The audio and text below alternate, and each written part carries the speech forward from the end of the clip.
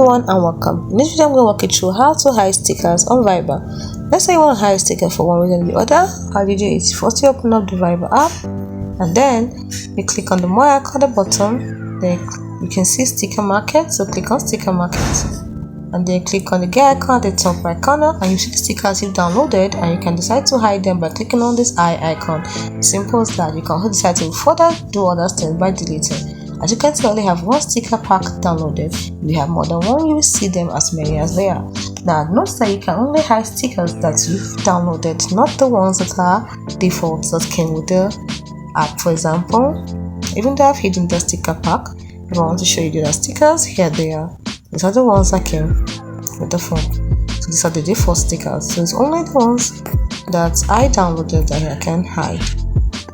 You can also click on settings there to get to the same place. Now I've unhidden it. Let's see to show. You can see it here. But if I hide it, this is the end. You can only see this. It's as simple as that. Hope you found this video helpful. Do not forget to like and subscribe to the channel for more.